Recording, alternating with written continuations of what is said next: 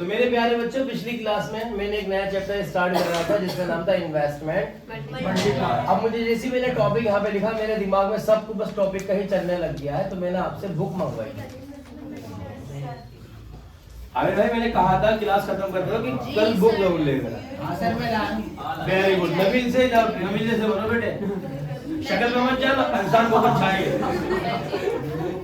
अब ये जो है इन्वेस्टमेंट मल्टीप्लायर को हम के से डिनोट करते हैं, ये मैंने आपको बताया था। इन्वेस्टमेंट मल्टीप्लायर क्या होता है, मैंने आपको क्या बताया था, ये मैंने आपसे ये कहा था कि जो आप इन्वेस्टमेंट करते हो, चेंज इन इन्वेस्टमेंट से कहा जाएगा। एडिशनल इन्वेस्टमेंट मतलब चेंज इन इन्वेस्टमेंट। जो इन्वेस्टमेंट हम करते हैं, इस इन्वेस्टमेंट के करने के बाद एक प्रोसेस एग्जिस्ट हो जाता है प्रोडक्शन का, यानी more investment means more production. ये प्रोडक्शन बढ़ना शुरू हो गया। जब प्रोडक्शन बढ़ना शुरू होगा तो प्रोडक्शन के बाद क्या होता है रिजल्ट, कि इनकम बढ़ जाती है। तो मेरे बच्चों, ये इनकम क्या होगी, बढ़ जाएगी। बहुत से बच्चे कहते हैं इसे इनकम घट भी तो सकती है। मेरे बच्चों, जब हम कोई प्लान कर रहे होते हैं तो प्लान जो करते हैं ज्यादातर पॉजिटिव एस्पेक्ट को ध्यान में रख के करते हैं। जो नेगेटिव पॉइंट्स होते हैं या कुछ एक्स्ट्रा पॉइंट्स होते हैं, हम उनको सबको अदर थिंग्स बोलते हैं, और सभी अदर थिंग्स को हम क्या कर देते हैं, और सिर्फ नॉर्मली ट्रीट करते हैं, नॉर्मली प्लान करते हैं। तो यूजुअली ये माना जाता है कि इन्वेस्टमेंट करने के बाद इनकम बढ़ती है। अब इनकम में होने वाली ये वृद्धि जो होगी, इंक्रीमेंट जो होगा इनकम में होने वाला, ये दो तरह से बताया जा सकता है। या तो आप इसको प्लस में ही बता सकते हो या मल्टीप्लाई में बता सकते हो।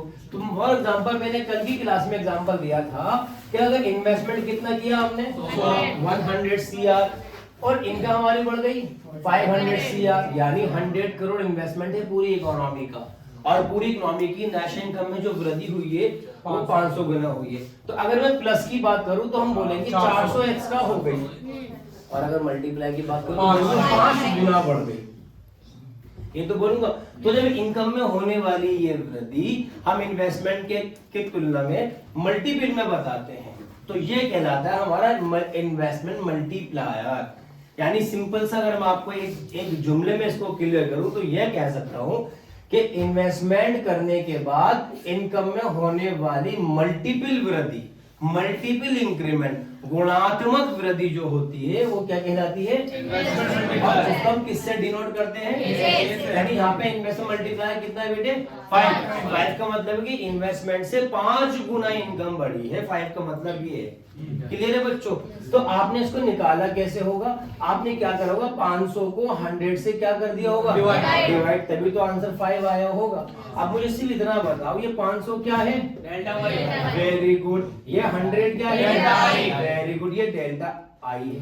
तो यहाँ पर इससे, इसके फॉर्मूले से हम डिफाइन भी तो कर सकते हैं कि इन्वेस्टमेंट मल्टीप्लायर इनकम में चेंज और इन्वेस्टमेंट के चेंज के बीच रेशनल रिलेशन को दिखाता है। It represents the proportion relation between change in income and change in investment। पता ये लगता है कि इन्वेस्टमेंट करने के बाद इनकम में कितने गुना वृद्धि हुई है। इसके दो फॉर्मूले और डेवलप किए गए बाद में, जो थे 1/1 माइनस MPC। और मैंने आपसे एक बात और बोली थी, जब फॉर्मूला ये है 1/1 माइनस MPC, तो मैं 1 माइनस MPC की जगह पर क्या लिख सकता हूं, इस तरह का तीसरा फॉर्मूला भी बन जाता है। तो ये 3 फॉर्मूले थे। मेरे बच्चों, आगे जंप करते हैं। मैं छोटा सा प्रोसेस बताता हूं कि जो मैं आपसे कह रहा कि प्रोसेस एग्जिस्ट हो जाता है, इसके बारे में बात करेंगे। इस प्रोसेस के बारे में जैसे ही आपने इन्वेस्टमेंट किया तो यहाँ पर ऐसे क्या होना शुरू हो जाता है कि इनकम बढ़ जाती है। तो ये जो प्रोसेस है ये कहलाता है इन्वेस्टमेंट मल्टीप्लायर मैकेनिज्म। क्या कहलाता है, इन्वेस्टमेंट मल्टीप्लायर मैकेनिज्म, जिसको हिंदी में कहते हैं निवेश गुणांक की प्रक्रिया। ठीक है, और उर्दू में कहते हैं सरमायाकारी जारिब की तश्कील। ठीक है बच्चों, आओ मेरे प्यारे बच्चों, मैं इस प्रोसेस को समझाता हूं, यानी मैं यहां पर आपको बताता हूं इन्वेस्टमेंट मल्टीप्लायर मैकेनिज्म क्या होता है। तो यहां पर मैं हेडिंग डालता हूं इन्वेस्टमेंट। तेरी लेडी सूट बिकने आ गए हैं मार्केट में। इसे ही पता लेडी सूट में कमाई जाता है। बात तो सही है। मल्टीप्लायर मैकेनिज्म, निवेश गुणांक की प्रक्रिया, संयंत्र भी कहते हैं इसको। संयंत्र यानी यंत्रीकरण से बना है, यंत्र यंत्र मतलब मशीन, मैकेनिज्म संयंत्र। चलो मेरे बच्चों, इस प्रोसेस को समझाने के लिए मैंने जैसे यहाँ पर एक 100 करोड़ की इन्वेस्टमेंट मान रखी है, तो हम यहाँ पे मानेंगे कि हमने इन्वेस्टमेंट किया, हम एज्यूम कर लेते हैं हमने 100 करोड़ का क्या किया है बेटे, इन्वेस्टमेंट किया है। ठीक है, मैं इनकम दिखा ही नहीं रहा यहाँ पर। एक चीज और हमें एज्यूम करनी होगी, और वो एज्यूम करना होगा एमपीसी। क्या करना होगा बेटे, एमपीसी। एमपीसी होता है, मैंने कल बार बार एक बात बोली थी कि मेरे बच्चों एमपीसी आपको डायरेक्टली फेंक के नहीं मारता, ये एमपीसी है, बल्कि एक सिचुएशन देता है। उस सिचुएशन में हर एक बच्चा ध्यान से सुन ले, ये कहा जाता है कि एक अर्थव्यवस्था में अपनी एडिशनल इनकम का, कहा था मैंने एडिशनल इनकम का, कहा था नहीं कहा था, अपनी एडिशनल इनकम का 50% खर्च किया जाता है, 75% खर्च किया जाता है, 80% खर्च, एडिशनल इनकम का जितना परसेंट खर्च किया जा रहा होता है, एडिशनल इनकम का वो एमपीसी होता है, वो एमपीसी होता है। तो यहां पर हमने मान लिया कि एमपीसी 0.5 है। इसका मतलब पता बच्चों क्या है, इसका मतलब है एडिशनल इनकम का 50% खर्च किया जा रहा है। हर किसी की खर्च करने की प्रोपेंसिटी जो होती है वो डिफरेंट होती है, लेकिन सभी की प्रोपेंसिटी के हिसाब से कोई सा भी प्रोसेस को समझाना बड़ा मुश्किल हो जाता है। हमने पूरी अर्थव्यवस्था की मान ली कि हर इंसान अपनी बढ़ी हुई इनकम का 50% खर्च करेगा, इससे इस प्रोसेस को समझाना आसान हो जाएगा यार। वरना सबकी प्रोपेंसिटी अलग होती है, कोई ज्यादा खर्च करता है, कोई कम खर्च करता है। हमने क्या करा, हमने सबको एक ही मान लिया, सभी को एक ही थाली का चट्टा बट्टा मान लिया कि सब 50% खर्च करेंगे। ठीक है, तो इन्वेस्टमेंट कितनी मानी हमने, एमपीसी कितना माना, 0.5। बेटे इसमें ना मैं डायरेक्ट प्रोसेस समझा रहा हूं, लेकिन इसको आप इसको बहुत अच्छी तरह समझना, प्रोसेस डायरेक्ट भी पूछा जा सकता है और सिचुएशन देकर भी पूछा जा सकता है। डायरेक्ट प्रोसेस आ गए तो एज इट इज चिपका के आ जाना, समझ तो लो, लेकिन सिचुएशन दे दी अगर उसने तो इस प्रोसेस के बेस पर ही सोल्व होगा वो। तो इसलिए इसके कॉन्सेप्ट को समझना, कॉन्सेप्ट को समझना, मैं आज ही उस क्वेश्चन को कराऊंगा। तो इन्वेस्टमेंट कितना है, 100 करोड़, एमपीसी कितना है, एक चीज और मानी जाती है पर मैं उसे मानता नहीं हूं। क्यों नहीं मानता जी मैं उसको, मैं इस वजह से नहीं मानता क्योंकि वो तो होता ही है, उसे मानने की जरूरत नहीं है। सर क्या होता है, एक व्यक्ति का खर्चा दूसरे व्यक्ति की मानने की जरूरत है क्या, मतलब मैंने खर्चा किया, अरे कहाँ किया होगा, फेंक होंगे के नोट, कुछ सामान खरीदा होगा, तो जब सामान खरीदा होगा तो किसी को तो पेमेंट की होगी, जिसको मैंने पेमेंट की, जिसको मैंने खर्चा किया उसकी तो क्या होगी, एक व्यक्ति का खर्चा दूसरे की, बात खत्म। तो मैं इसको लिख भी नहीं रहा। ठीक है, अब मैं 2 पॉइंट पर पूरा इन्वेस्टमेंट मल्टीप्लायर मैकेनिज्म के प्रोसेस को समझाता हूं आपके समक्ष। इसको समझाने के लिए टेबल का सहारा लेते हैं। टेबल के अंदर पहले हमने लिख दिया स्टेप, कहीं कहीं राउंड भी लिखा होता है, राउंड कोई दिक्कत नहीं है, बहुत सारे बच्चे बुक में लिखेंगे राउंड। यहां पर मैंने माना इन्वेस्टमेंट। बेटा इन्वेस्टमेंट एक तरह की इनकम होती है या खर्चा होता है, investment is a kind of expenditure, एक तरह का वह है, ये एक तरह का खर्चा है इन्वेस्टमेंट। और जब खर्चा है तो इनकम भी होगी, खर्चा है तो इनकम भी होगी। तो हमने अगला कॉलम इनकम का मान लिया, खर्चों में चेंज आया, इनकम में चेंज आया। और एक चीज और, जब इनकम होगी तो फिर दोबारा से कंजम्पशन होगा नहीं होगा, तो यहाँ पर डेल्टा सी आ जाएगा। डेल्टा सी मतलब कंजम्पशन में होने वाला चेंज। तो बाकी पैसा बचत का भी कॉलम बनाए तो मेरे बच्चों, अरे कहाँ गई, ये रहा डेल्टा एस। कोई दिक्कत है नहीं। पहले राउंड में हमने क्या करा बच्चों, पहले राउंड में हमने इन्वेस्टमेंट किया नबील, क्या किया बेटे, इन्वेस्टमेंट कितना किया, तो जी 100 करोड़ का इन्वेस्टमेंट हमने कर दिया। जितना खर्चा होता है उतनी इनकम होती है मेरे बच्चों, जितना खर्चा होता है उतनी इनकम होती है।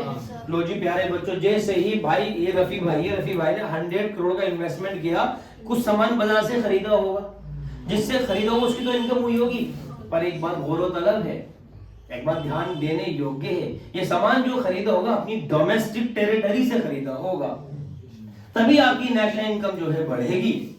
अगर आपने ये विदेशों से खरीदा होगा, विदेशों से सामान खरीदना जिसको हम कहते हैं इंपोर्ट, क्या कहते हैं इंपोर्ट, उससे हमारी नेशनल इनकम, वो नेशनल इनकम का लीकेज कहलाता है।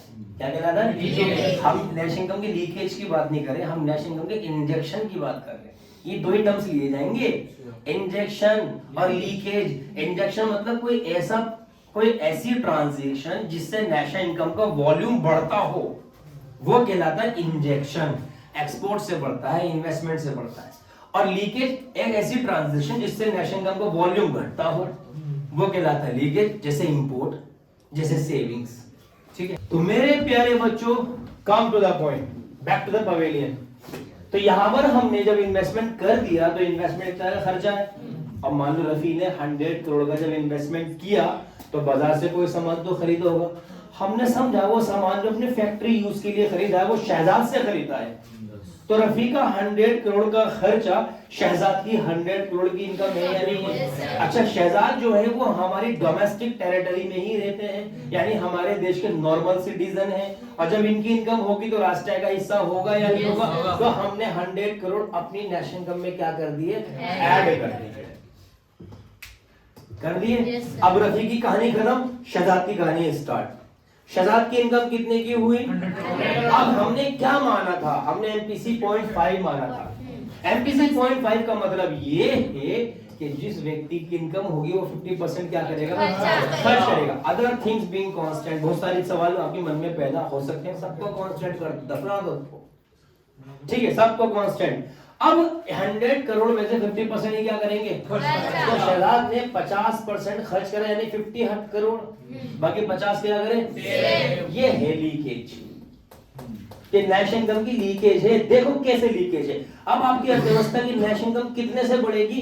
जितना खर्चा हुआ है, जितना खर्चा हुआ है उतने से बढ़ेगी। यानी शहजाद ने जो 50 करोड़ रुपए खर्च करे हैं, किसी व्यक्ति ने सामान खरीदा होगा, मान लो वो नबील से खरीदा है, तो नबील की इनकम बढ़ गई 50 करोड़ से, और Nabeel is also a normal citizen of our country, तो इसकी इनकम को भी हम क्या करेंगे? अपनी नेशनल इनकम में ऐड करेंगे। इन्वेस्टमेंट का यही प्रोसेस चल रहा है, इन्वेस्टमेंट होती रहती है, कोई ना कोई करता रहता है। हमने एक इन्वेस्टमेंट को उठाया, उस इन्वेस्टमेंट के प्रोसेस को समझा रहे हैं, और ऐसे ही सारी इन्वेस्टमेंट का प्रोसेस बढ़ रहा होता है। तो ये वाले 100 करोड़ का देखो ये आगे प्रोसेस बना, लेकिन जो फर्स्ट स्टेज पर खर्चा हुआ था इन्वेस्टमेंट के अलावा कंजम्पशन के नाम से, वो सेकंड स्टेप की इनकम होगी या नहीं होगी?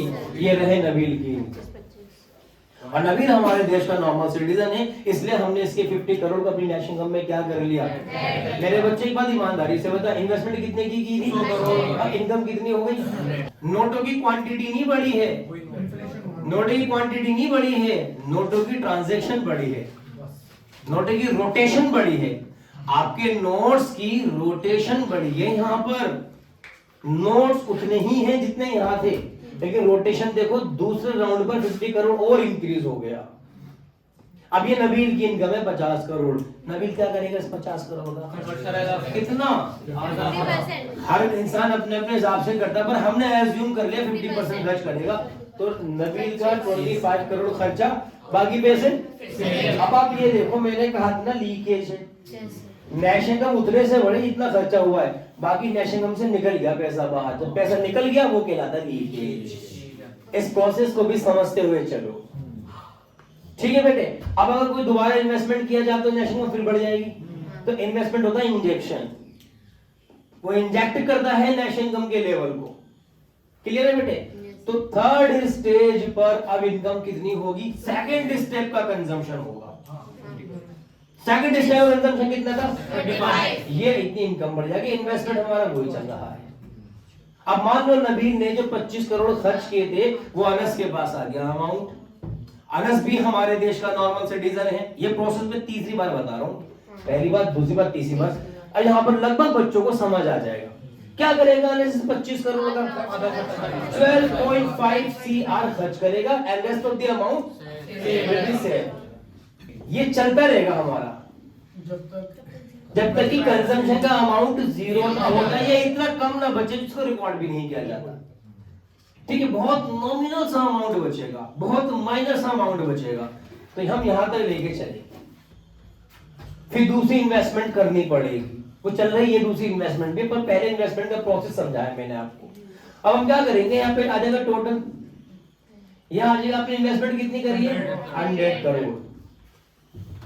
फैसल यहाँ गलती करेंगे सब। अब यहाँ पर इनकम का टोटल तो लिखेंगे, बच्चे इन तीनों को जोड़ के 175 लिख देंगे, गलत जवाब है बेटे। इनकम आगे तक चलती जा रही है ना, आपको लास्ट तक ऐड करना है। बच्चे बोलेंगे सर लास्ट में तो इनकम लिखी नहीं है हमने कुछ, क्या ऐड करेंगे अब दुर्यमान?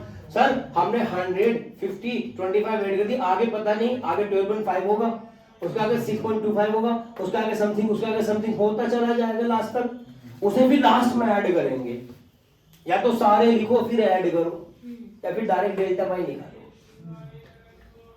डायरेक्ट डेल्टा वाई निकालो तो यहाँ पर एक वर्किंग नोट बना देना बेटे साइड में। वर्किंग नोट का मतलब रफ काम करने के लिए आपने बना लिया, ये जानने के लिए कि टोटल डेल्टा वाई कितना होगा। टोटल डेल्टा वाई जानने के लिए हमें इन्वेस्टमेंट मल्टीप्लाई की वैल्यू चाहिए। वैल्यू मतलब हमें ये पता लग गया ना कि इन्वेस्टमेंट से कितने टाइम्स इनकम बढ़ी है, क्योंकि आपको इन्वेस्टमेंट कितना है, अगर इन्वेस्टमेंट से कितने टाइम्स इनकम बढ़ रही है तो उससे मल्टीप्लाई करके हम वो निकाल लेंगे। तो पहले इन्वेस्टमेंट मल्टीप्लाई निकालो, और ये कितने टाइम्स इनकम बढ़ी है ये किससे पता लगेगा, ये इन्वेस्टमेंट मल्टीप्लाई से पता लगेगा। और इन्वेस्टमेंट मल्टीप्लाई निकालते हैं मेरे बच्चों। इन्वेस्टमेंट मल्टीप्लाई का पहला फॉर्मूला मैंने क्या बताया था आपको, डेल्टा वाई तो हमें ऑलरेडी चाहिए, तो ये फॉर्मूला यहाँ पे एग्जिस्ट हो गई नहीं। दूसरा क्या बताया था, 1/1 माइनस एमपीसी, एमपीसी की वैल्यू गिवन है, ये वाला फॉर्मूला लगा दो, के की वैल्यू आ जाएगी। देखो वहां 1/1 माइनस एमपीसी क्लियर है बेटे, 1/1 माइनस 1/0 के की वैल्यू कितनी आ गई।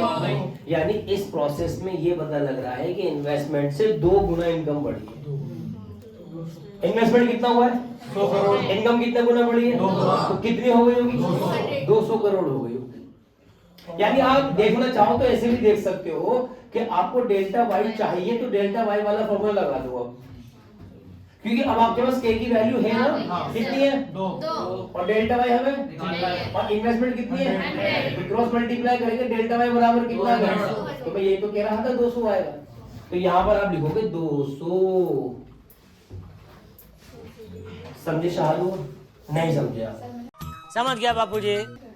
Very good. यहाँ पर कितना आएगा, यहाँ पर कितना आएगा मेरे बच्चों? आप देख सकते हो कि इन्वेस्टमेंट कितनी हुई थी, अरे बताओ ना इन्वेस्टमेंट कितनी हुई थी, इनकम कितनी हो गई 200 करोड़।